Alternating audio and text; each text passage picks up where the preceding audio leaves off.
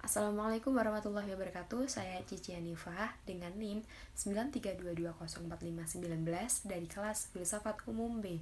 Di sini saya akan menunjukkan hasil tulisan saya tentang filsafat umum dari buku Profesor Dr. Ahmad Tafsir dari bab pertama sampai bab 4. Dari bab pertama yaitu pengantar filsafat, kekuatan dunia, yaitu ada agama dan filsafat.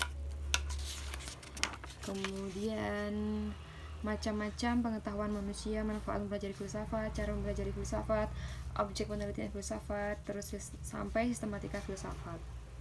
Kemudian ada empirisme, rasionalisme, positivisme, intuisionisme, terus ada ontologi dan juga logika. Kemudian yaitu akal dan hati pada zaman Yunani kuno, pelaku filsafat dan akal dan hati.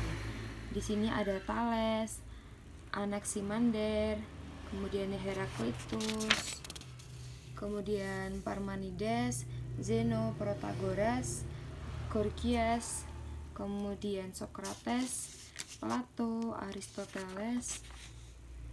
Kemudian ada lagi akal dan hati pada abad pertengahan, yaitu ada Plotinus, kemudian ada Augustinus, kemudian ada Anselmus, dan yang terakhir yaitu Thomas Aquinas.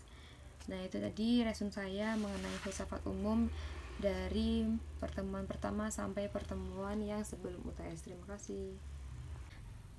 Dan kemudian saya akan menjelaskan tentang teori yang akan saya jelaskan, yaitu teori empirisme. Apakah kalian tahu tentang teori empirisme? Teori empirisme ini berasal dari kata Yunani, yaitu empirikos, yang berasal dari kata empiria, yang artinya adalah pengalaman. Jadi menurut aliran ini, manusia memperoleh pengetahuan itu melalui pengalamannya, dan pengalaman yang dimaksud di sini adalah pengalaman melalui atau berdasarkan dari indrawi yang dimiliki oleh manusia, di mana indera yang dimiliki manusia itu sangatlah terbatas.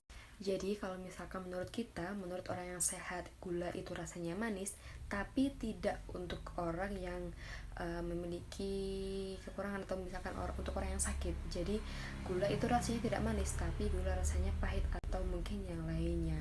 Jadi menurut indera itu sangatlah berbeda.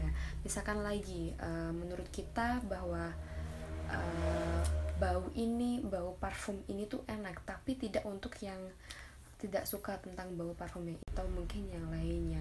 Jadi menurut indera itu sangatlah berbeda.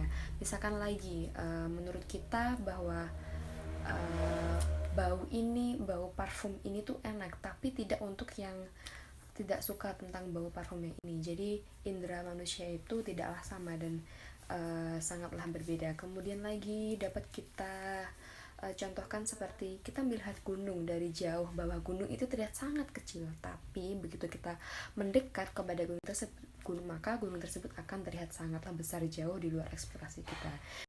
Jadi teori empirisme seperti itu tadi.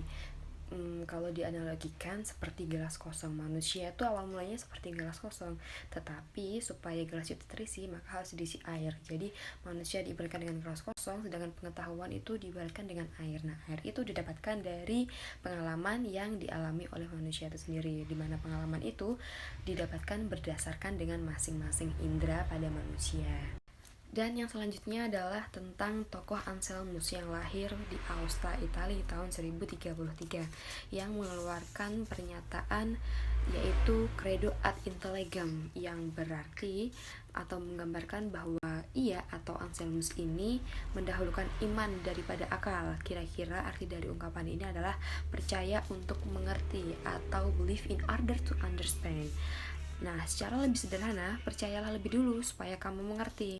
Ia mengatakan bahwa wahyu itu harus diterima lebih dulu sebelum kita mulai berpikir. Nah, kemudian dalam membuktikan adanya Tuhan, Anselmus menjelaskan lebih dulu bahwa semua konsep adalah relatif, karena di dalam makhluk kesempurnaan itu bervariasi, maka kesempurnaan yang universal haruslah ada. Kemudian kunci argumen Anselmus tentang adanya Tuhan, yaitu bahwa apa yang kebesarannya tak terpikirkan tidak mungkin hanya ada dalam pikiran. Tuhan itu kebesarannya tak terpikirkan atau kebesarannya maha besar. Itu tidak mungkin hanya ada dalam pikiran. Jadi kasarannya apa yang ada dalam pikiran kita tidak mungkin hanya ada dalam pikiran. Pasti objek tersebut juga ada. Tidak mungkin ada sesuatu yang hanya ada dalam pikiran, tetapi di luar pikiran objek itu tidak ada, seperti itu. Kemudian mengenai sifat Tuhan, Anselmus menyebutkan Tuhan itu bersifat esa, kekal, baik, dan sempurna. Tuhan tidak berada dalam ruang dan waktu, tetapi segala sesuatu berada di dalam Tuhan. Tuhan mengetahui segalanya dalam hal ini. Kemudian tentang penyelamatan, ajarannya sama dengan filosof abad pertengahan lainnya, yaitu manusia celaka karena jadi penyelamatan hanya dapat diperoleh melalui Kristus. Kemudian teori pengetahuan Anselmus menyatakan bahwa pengetahuan dimulai dari penginderaan, lalu terbentuklah pengetahuan akliyah. Terakhir adalah menangkap kebesaran Tuhan melalui jalur mistik. Kebaikan tertinggi bagi manusia adalah perenungan tentang kebesaran Tuhan. Selanjutnya, Anselmus mengatakan bahwa kita selalu dalam kurungan selama kita masih dibimbing oleh nafsu duniawi dan selama kita masih terikat pada keinginan-keinginan jasmani. Jadi, selama kita hidup di dunia ini, selama kita masih dikurung, selama kita masih memikirkan nafsu, kita akan terus hidup seperti dalam kurungan. Kita tidak akan bisa memikirkan bahwa Tuhan ini menciptakan kita dengan nafsu dan kita harus mengolah nafsu kita sebagaimana kita memiliki iman.